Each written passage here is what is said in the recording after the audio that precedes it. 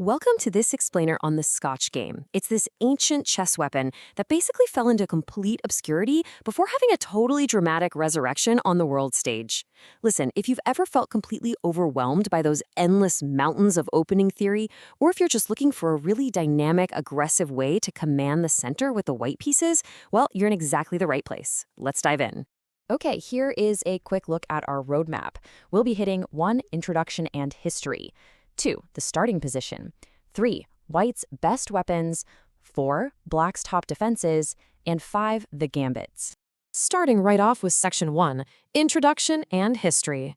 So the Scotch game was actually first mentioned way back in 1750 by the Italian master Ercole del Rio. But it didn't get its famous name until an 1824 correspondence match between chess clubs in Edinburgh and London. The Scottish players deployed it, and honestly, they crushed it, winning 2 games and drawing 1. But here is where it gets interesting.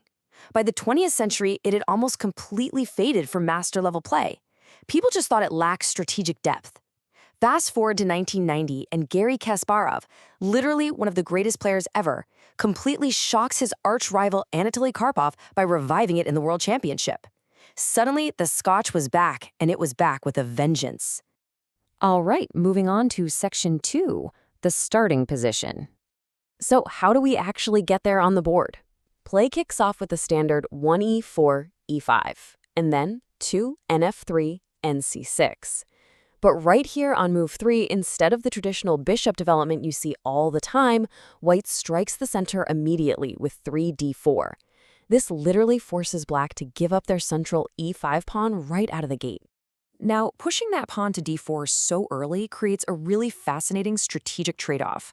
On the plus side, white virtually guarantees a space advantage and totally bypasses the heavy, endless theory of the relopes. You're forcing the game into open, dynamic territory right away.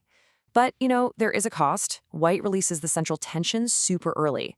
Plus, when black inevitably takes that pawn on d4, recapturing it means moving the white knight a second time. So you're taking a slight loss of time or tempo to get that position. Let's get into Section 3, white's best weapons. Let's look at the classical variation. After white recaptures on d4, black immediately pressures the knight with bishop to c5. And this forces white to make a choice. You can defend the knight, you can retreat, or, and this is the most aggressive option, you can just trade it off entirely with nc6. Now check out these numbers. This knight exchange yields some really encouraging stats for white, a solid 37% win rate and a 38% draw rate. By inflicting doubled pawns on black's queenside structure, white actually creates a super reliable and heavy-scoring weapon that works across pretty much all levels of play. Another really sharp weapon is the Schmidt variation. So instead of that bishop move, black develops their knight to f6 to attack white's e4 pawn. And here we really see the echoes of Kasparov's brilliant revival. White again plays 5nc6, but after black recaptures with the b pawn, white aggressively shoves their e pawn forward to e5. This kicks the black knight away and creates this incredibly imbalanced, rich, and just sharp position, and yields a fantastic 36% win rate for white. Time for Section 4, black's top defenses. Of course, black is not defenseless here. One of the absolute most fascinating responses is the Molyneux variation. So instead of targeting the knight on d4, black brings their bishop out to b4 with check.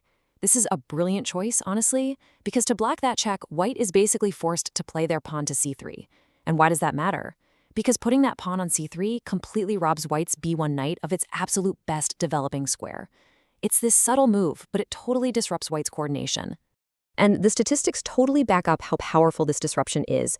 This line is incredibly successful, holding a perfectly balanced 34% win and 34% loss rate.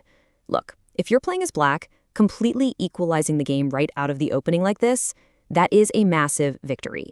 It completely sidesteps mainstream Scotch theory and drags white into some really uncomfortable territory. But beyond the Molyneux, black has some other really robust answers, depending on just how aggressive white tries to be. Say white tries the tricky Scotch Gambit. Well, black finds huge success with the Du Bois-Reti defense, bragging a stellar 37% win rate by just aggressively striking back in the center. Or, if white goes all in with the wild Gorin Gambit, black can literally just decline it. By pushing their own pawn to d5, black secures a very comfortable 32% win rate and totally neutralizes white's attack plans. And that brings us to Section 5, the Gambits. So let's talk about that notoriously aggressive Gorin Gambit. Here, instead of recapturing the d4 pawn on move 4, white just pushes the c pawn to c3. Think about that. White is intentionally sacrificing one or sometimes even two pawns right at the start. The whole point is to rapidly develop that b1 knight, blast open the diagonals for the bishops, and create immediate, terrifying attacking chances right at the throat of the black king. And believe it or not, the risk actually pays off. White boasts a staggering 44% win rate when deploying the Gorin Gambit. Now sure, you might not see it in the World Championship every single day, but as a surprise weapon at the club level, it is absolutely devastating. It forces black to defend with surgical precision, and honestly, just one tiny misstep often leads to a really early checkmate. So, I've got to ask you, are you willing to sacrifice two pawns right out of the gate just for the chance to launch an overwhelming assault on the black king? I mean, it definitely takes nerves of steel, but the reward is a game absolutely packed with spectacular tactical fireworks. Which brings us to the end of our explainer and the ultimate question. Will you keep drowning in the endless, heavily memorized theory of the Ruy Lopez, or will you take a page out of Garry Kasparov's book and resurrect this centuries-old weapon to completely dominate your next match? The Scotch Game guarantees a space advantage, and it puts the fate of the game squarely in your hands from move 3. Good luck on the board, and thanks for joining me.